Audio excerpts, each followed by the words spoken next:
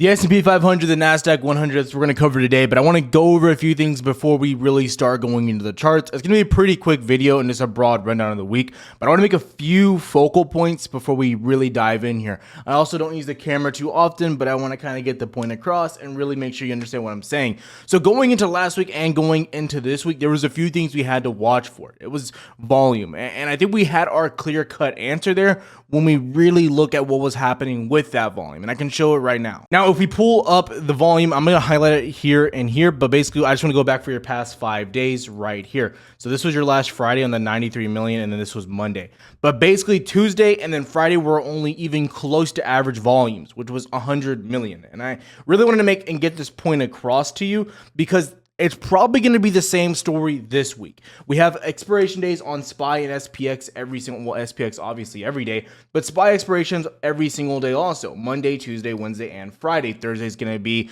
no trading day, and then Friday a half trading day. So I want you to take into account. Now, if we go back to last year's chart also, which I'll go over here in the video maybe later, but I do want to express that we had similar movement. We had a run up into Thanksgiving, and then we sharp decline right after to the beginning of December, and then ultimately we topped off right in the middle near the Santa rally, if you will. Now, I just want to say, I'm not going to say that we're going to double top in December once again, or that we're going to completely repeat the process, but this does mark a basic 1 year downtrend rally. I mean, or downtrend overall. I do want to highlight that. You've officially been in a quote-unquote downtrend bear market, whatever you want to consider this, for the past year, even though the Fed doesn't want to call it a recession just yet. So I do want to highlight where we are and ultimately where we are going, because if this has the makeups of a lot of what we saw last year. Now, again, we're going to talk about pivot, everything else like that here in the video, but I wanted to make that aligned, but let's get to it. Now, when we look at SPY, and again, this video is not going to be extremely long because I don't think there's too much we need to cover here.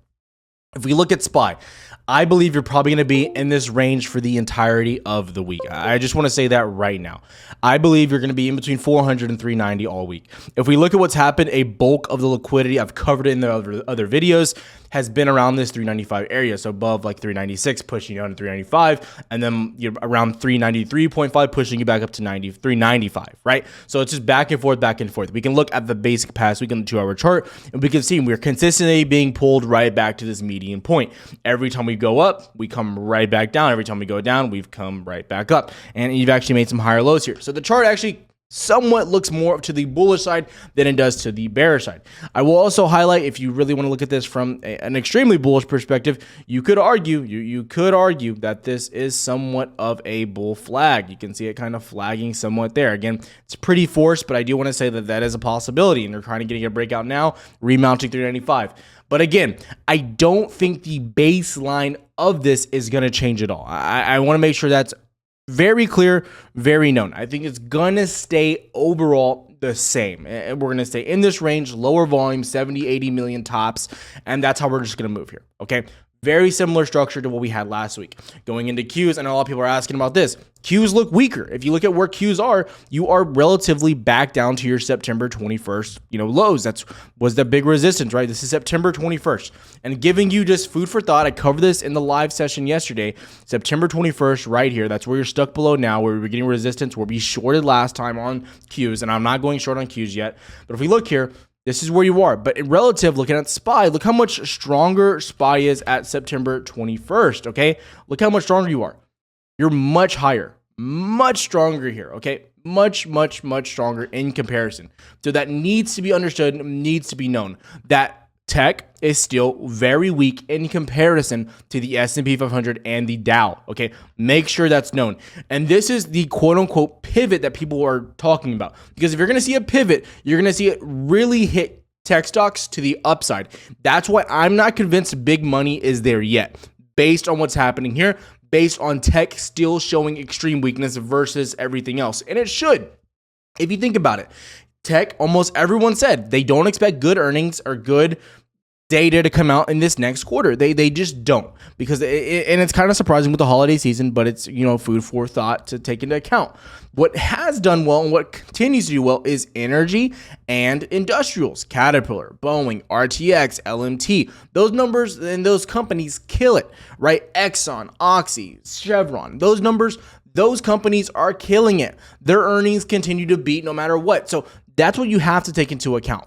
Going in also, again, looking at DXY, where are you at here? We can look. You've come down to one of our levels down here. I do want to highlight every level below 109 is less significant, okay? The levels we had up here were extremely important and they were respected. These levels are less important here in my opinion. You know, take it as you will. That's just my personal opinion on what's happening here, okay? I do want to highlight that. I think this will be a massive level. Also, going back to this point right about here, was your previous high, then previous low there. So that's going to be a big level, 107.5 roughly.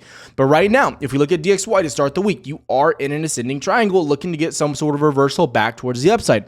I do want to highlight that. However, you're still clearing the downtrend on DXY, so you need to take that into account. Looking at yields, where are you at here? Again, yields, they're still below 4%. And I know, and everyone here knows that I am an overall long-term bear on the market still. I don't believe a bottom is here. But again, when you come here, you know you're going to get an unbiased perspective. And that's why I have to say this before we go any further. I have to ask you to consider liking and subscribing. Every single day I make videos for you going over the market, what you need to know based on data, based on news, so you can be prepared and you know what to expect. The next big data pull to expect is going to be PCE going into that Fed meeting. And currently right now, just so you know, we are having a 50% sale on the Discord going into Black Friday. Use code NOV50 for 50% off for your first month. We don't do trials, but this is the closest thing to it. Take it while you can. We won't have another sale for most likely 6 to 7 months. So do what you want with it. The link is down below. Let's get back into it. We're going to go back into these charts and where we are going now. So the US30 also still below 4%. Now, the kicker here is if we really look here and we look at the inversion on these, which has been the best indicator of if the low is in, if we're going to continue to, have downside, has been your higher lows formed here on the inversion chart, which has really been the bottom since 2020, right? You've been holding this overall trend. And look, you still are. Again, I have not changed this. I've gone over this a lot. I've told everyone what to expect here. And guess what? You are bouncing once again at this higher low trend, trying to make a move up. And it looks like you're trying to break trend also. I want to highlight that. You can see you're clearly trying to break out of this downtrend you have on the yields. Food for thought. Next up, TLT. Also a thing we need to be considering. TLT is a good way to view the structure and the strength of the market. Going into something like the 4 hour, I do want to highlight where you are. You've seen moves like this corrective with the market overall. Every time we get a rally, typically TLT gets a nice pop. Best case scenario was back in June. You popped, came up, double topped, broke the neckline, and then boom, collapsed here. Well, what happened here?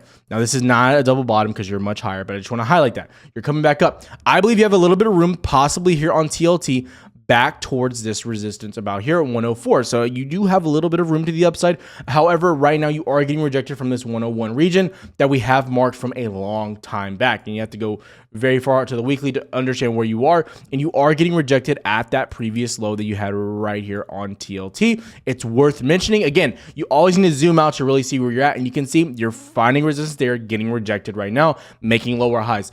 Upside possibility if you break 104 is there. But again, right now, TLT is showing weakness. Going a little bit further, look at what's happened here. J and K, we haven't looked at this in a while. J and K, you have a little bit of upside here. You look decent. You look okay. But the thing here with J and K that worries me is that you're not seeing Qs respect J and K. You're not seeing Qs go up as much as J and K is, okay? That's the major concern here, right? You're still at that September 21st technically highs. The lows are where, Qs are, but I don't think you're seeing that breakout potential yet that you should be seeing with the volatility you're getting on J and K. That's a problem for me. So there's just signs to be concerned. Again, I am not short on indexes. I want to express that as much as possible. I'm going to wait till PCE data comes out, or at least PCE, maybe even the Fed meeting before I do anything. That's the number one thing I want to make sure is clear here. VIX has come very far down finally. It took us a long time to get this move down, and this is one of the weakest moves that we've seen based on what's happening here with VIX. VIX has dropped basically from $35 all the way down to $23, and I believe the move that we've seen on SPY and on Nasdaq has been relatively extremely weak in comparison to this move. Any other drops that we were having, for instance, from June down to the beginning of August, we had a massive rally on SPY. Again, food for thought. You had this crazy rally from basically 363 all the way up to 434, 430 roughly. In comparison, same type of move on VIX, we've gone from 350 up to almost 400 roughly and getting rejected so far. Just want to highlight, a lot less of a move to the upside. It took us a little bit, a lot more chop here also. Qs respectively, a lot weaker. I mean, I think it's very noticeable. Qs 270 all the way to highs of 335. Here, double bottom somewhat here going on, 258 roughly to 290 with the sharp projection back to 285. Food for thought, do what you will here. That's a concern for me. Okay, now that's my broad market viewpoint of what's happening here. Quick as possible, I'll try to run you down super quick. Now, the area of the market that I'm most interested in right now, the area of the market I'm interested in is Bitcoin and the crypto area. I believe this side has the most potential for downside. I posted some videos on Twitter also. The Twitter link is down below. I recommend you follow just because I'm posting videos on there also throughout the day. Really small, quick videos giving you trade ideas and other charts. But if you look here, you're pinching here on crypto. You're making lower highs continually. I'm not saying you're going to dump to 10,000 or 14,000 tomorrow, but I think crypto has area for weakness. I do want to highlight here, if we go to something like the daily chart, crypto, I'm going to tell you a stock that I'm looking at, so, bear with me. But if we look here, crypto, you're finding resistance at previous lows. This is what we look for with the stock market. Crypto is separating from indexes now because the crypto is that weak, finding key resistance. You're taking a chance and you're taking a gamble shorting down here because, again, there is a chance that the markets do pop up a little bit, but I want to express and just be transparent with what I'm doing. I'll post my loss. I don't care if I have a loss. But I'm assuming downside to come here on crypto. Ethereum, a little bit stronger than Bitcoin, I will say that, but you're seeing some weakness already established here. I think Ethereum could easily test local lows or 52-week lows from June. I want to make sure that's known. Bitcoin's already broken that level. So what am I looking at? I'm looking at coin. I'm looking at the major downside potential here. There is some IV here. There is a little bit of concern. I'm looking at dated positions also, not weeklies, not 2 weeks. I'm not looking at short dated contracts. I want time just in case. And also it's going to control my risk here. You're making lower highs. You had a really push back up, but now you're seeing FTX, BlockFi, Genesis requesting more money. I believe Coinbase probably up next. I'm not going to say Coinbase is going to go under, but I think they're going to start requesting money for liquidity, which would cause concern for the stock. Okay. I don't think Coinbase will go under. I think they are probably the safest bet out there right now. Okay. I want to make sure that's known, but there's a lot of rumors about CZ and Binance going on right now, but I want to make that known. My position transparent. I got $40 puts.